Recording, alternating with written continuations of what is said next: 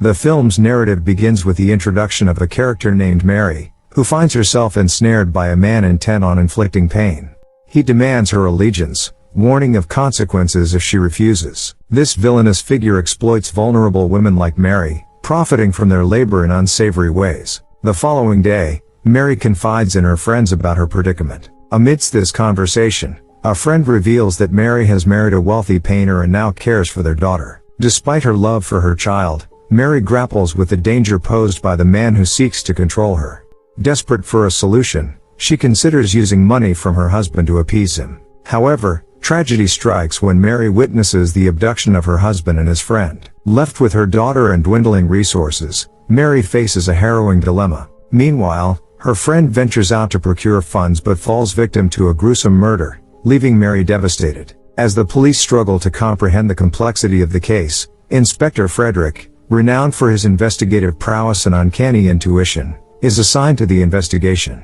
Concurrently, the narrative shifts to a prominent doctor affiliated with the royal family, revered for his surgical expertise. He embarks on an experimental procedure aimed at treating mental illness, with Mary Keene selected as the patient for this groundbreaking endeavor.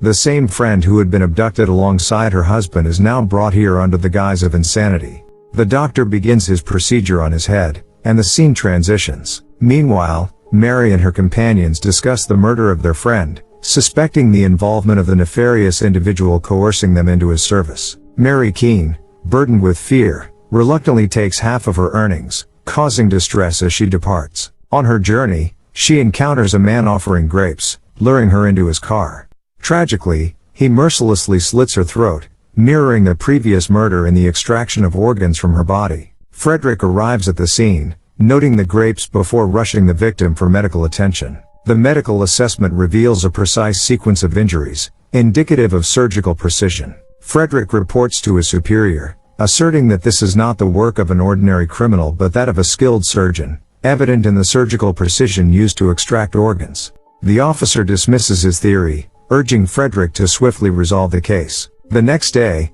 at the funeral of the deceased girl, Frederick seeks to question Mary's companions but is rebuffed. Mary speculates to Frederick that the perpetrator may be the same individual pressuring them into servitude, yet lacking concrete evidence, Frederick remains skeptical. As night falls, the girls converse when their landlord evicts them due to unpaid rent.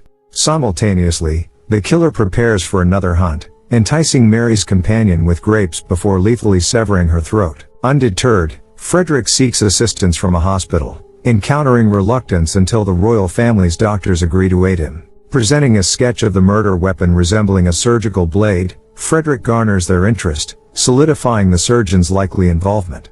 He displays his surgical instruments to Frederick, whose suspicion solidifies into certainty that the culprit is indeed a surgeon.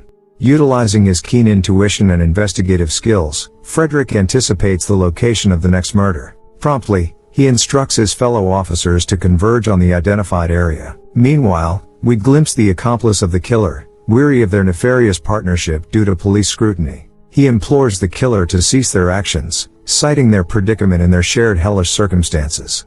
Frederick seeks Mary regarding the investigation into her friend's murder. She provides insights into her friend's abduction and vividly recalls the appearance of the kidnappers. A bond forms between them as Frederick discloses his extraordinary abilities. Later, Frederick confides in his colleague, revealing the royal officer's involvement in the crimes. They confront the officer, discovering his association with Queen Victoria. Frederick covertly retrieves the file of Mary's friend during a diversion orchestrated by his colleague. Upon learning more about Mary's friend, they visit a mental hospital, where the friend is reluctant to engage. Departing, they visit an art gallery where Mary stumbles upon her friend's husband's painting, revealing him to be none other than Queen Victoria's grandson, shocking both Mary and Frederick. Seeking confirmation, Frederick consults a foreign royal family doctor, accompanied by a young physician. Despite Frederick's suspicion of the prince's involvement, the doctor insists on the prince's severe illness and ongoing treatment, as depicted in a ritualistic scene. Amidst his investigation, Frederick delves deeper into the perplexing case. One day, Frederick receives a chilling letter from the killer, containing a gruesome half-human kidney, purportedly consumed by the murderer.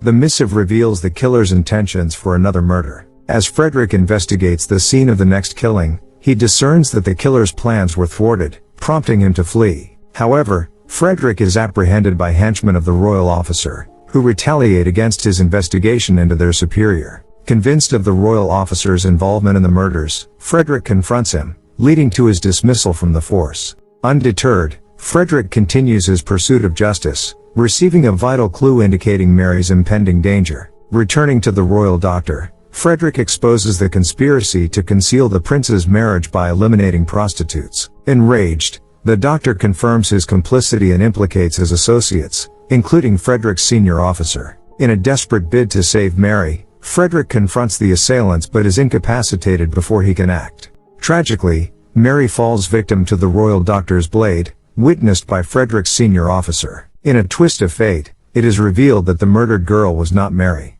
Frederick concocts a cover story, conveying Mary's departure to her village with her friend's daughter, committing himself to care for the scene transitions, and we are shown Queen Victoria in a state of fury. She had issued orders for the doctor and the girls to be eliminated to prevent news of the prince's liaison with a prostitute from spreading. However, individuals from the Lord's agency intervene, extracting the girl's organs for ritualistic purposes. The Lord offers apologies to Queen Victoria, assuring her that her directive has been fulfilled, eradicating all evidence of the prince's scandalous marriage.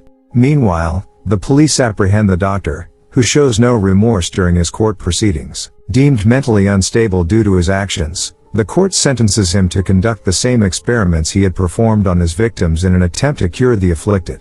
Years pass, and we witness Mary living with her friend's daughter in a modest seaside abode, a reality Frederick had foreseen for her many years prior. In the post-credits scene, Frederick's colleague arrives at his residence to rouse him, only to discover his lifeless body. Clutching coins in his hand, it becomes evident that Frederick had passed away consumed by grief for his late wife and memories of Mary. Tenderly, his colleague places the coins over Frederick's eyes, bringing closure to his story.